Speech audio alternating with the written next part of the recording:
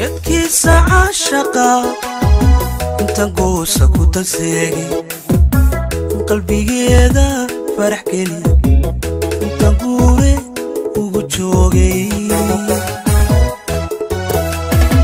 زيدون كقابي مينتيدا يا عاسي.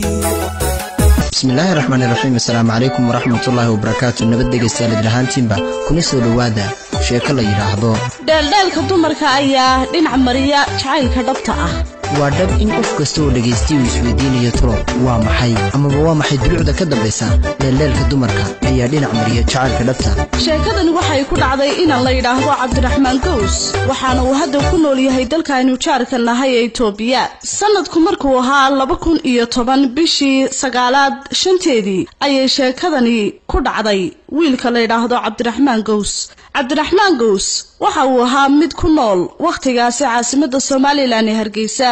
waxa ay ahayd sanadkaasi isaga sanad aad iyo aad ugu saameyn badan. Cabdiraxmaan laftiisu waxa uu ahaa inan edeb iyo dulqaad iyo dad la dhaqan leh. waxa uu ahaa dadka aadka u kaftanka badan una bashaashsan. waxa uu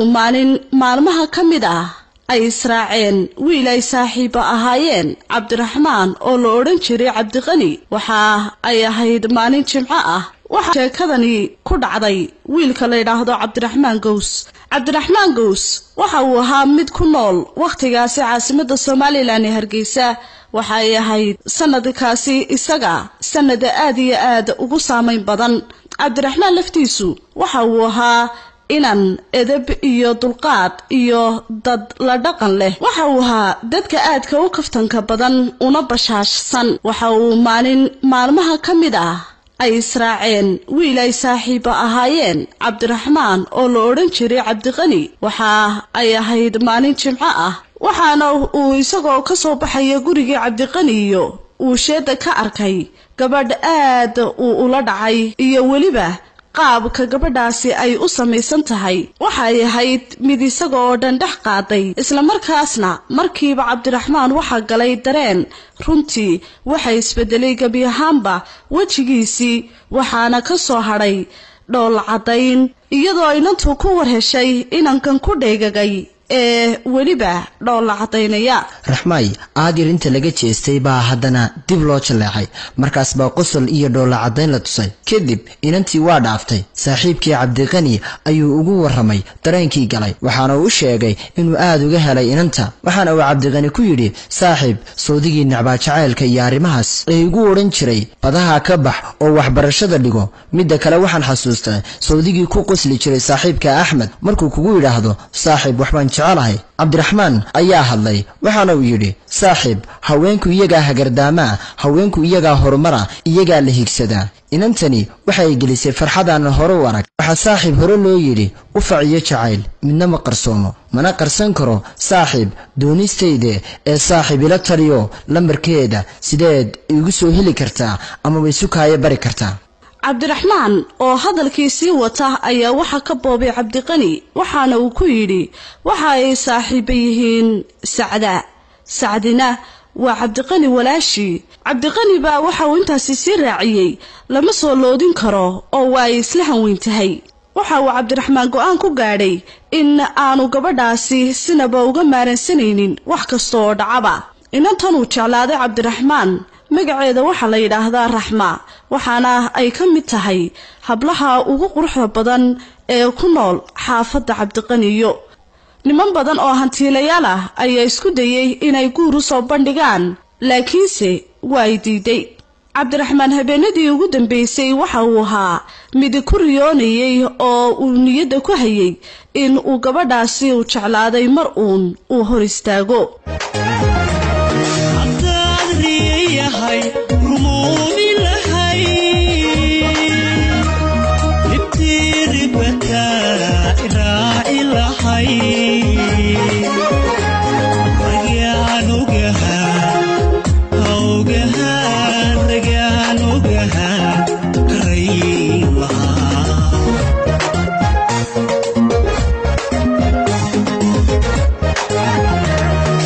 حظا ونشان في قلحي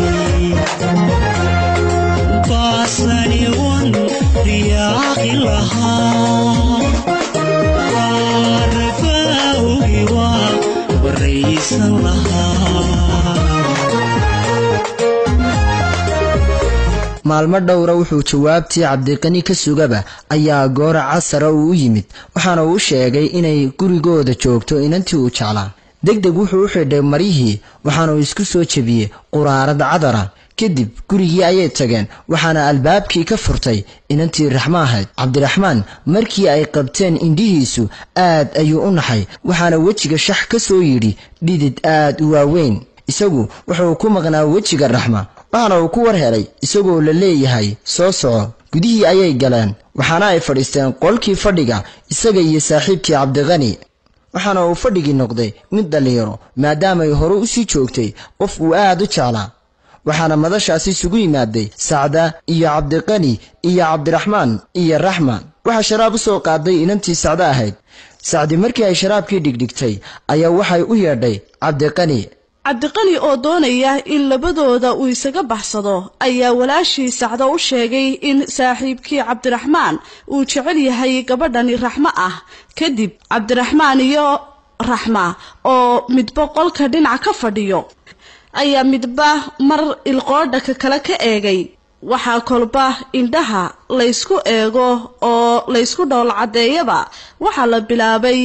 in erayo la isku tuurtuuro Cabdiqani muxuu qabanayaa wuu raagaye ayuu yiri Cabdiraxmaan Raxma ayaa u jawaabtay oo tiri malaha dukaanka ayuu ka soo noqonayaa dhib malaha waan sugayaa waayo waa saaxiibkay ayuu Cabdiraxmaan yiri adiguna Sacda saaxiibadeed soo ma tihid ayuu Cabdiraxmaan isagoo hadalkiisa sii wata yiri waxaan nahay saaxiibo aad isugu dheer ayay ugu jawaabtay Raxmi dabadeedna waxay arrin halka taagnaataba waxa la isii waraystaba lambaradii ayaa la isweydaarsaday kadibna si wanaagsan ayaa la isku soo macasalaameeyay guul ayay u ahayd Cabdiraxmaan iyo waliba farxad waxaana uu hadda u haystaa lambarkii uu kala hadli lahaa Raxma muddo toddobaad markii mobilka la iskala hadli jiray ayaa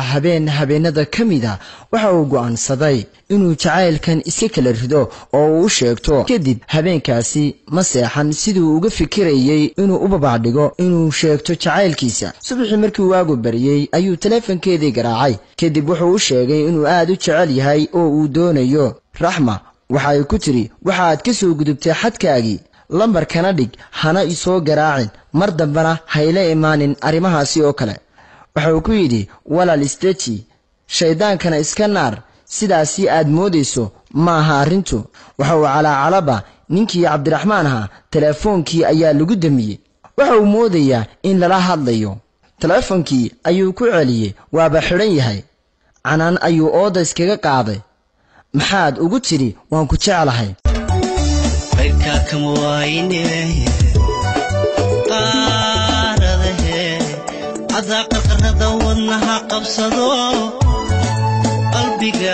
مقعاقي وانكو قري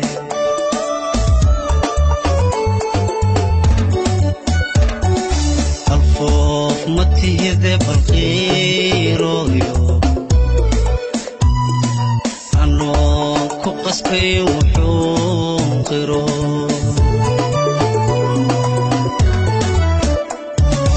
الفوق متيده بالغيرو عنو كقصبي وحوقرو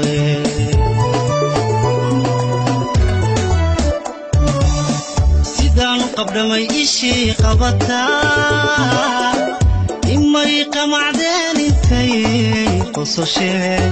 المذاق الغشاء اندها أرخي dabadeed wuxuu wiilkii Cabdiraxmaan ahaa uu ku calaacalay oo uu yiri way dib badan tahay inaad jeclaato qof aan jacaylkaaga ku ogeyn laakiin waxa ka sii dib badan inaad isku daydo inaad ka dhaadhiciso qof qalbigiisu dhagax yahay oo aan lahayn dareen iyo dhaqdhaqaaq toona waxaanu ku halqabsaday jacayl inaad u hurto naftaada waa dhib laakiin waxa ka sii dib badan inaad weydo qof u qalma jacaylkaaga Raxmaay maxaad igu diidaysaa arrintaydan maxaad dhag jala ku siin laadahay ma dembi baan kaa galay habeenkaas waxa uu gabal madow u ahaa ninkii cabdiraxmaan ahaa dhabanadiisa waxay ililad ka samaystay ilmada ninkii cabdiraxmaan ahaa wuxuu uu deris la noqday murugo iyo isciilkaambi iyo calaacal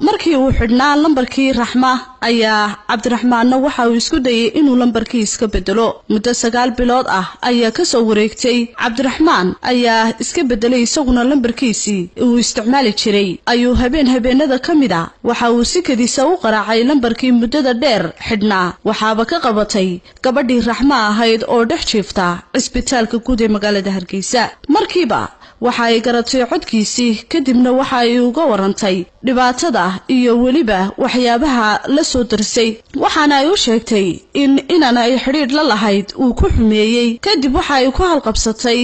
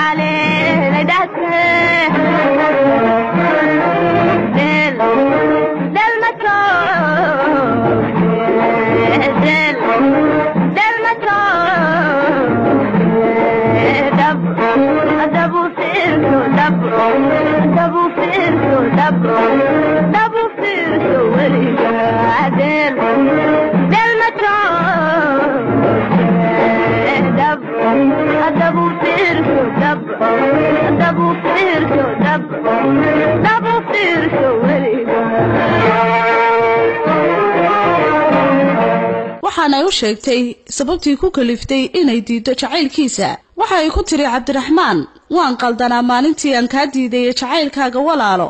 lambarkaagana in badan ayaa raadinayay kadib wuxuu si foorjaa ugu yidhi oo hadda ma waxaad leedahay waan ku jeclahay oo waan ku doonayaa haddaba i dhegayso anigu kuma rabo qalbigayguna kuma baahna kaskiyo ka saaray manka kalgacal hanku kuma qabo kaskiyo ka saaray manka kalgacal hanku kuma qabo kaydkii kuma lehed qalbiga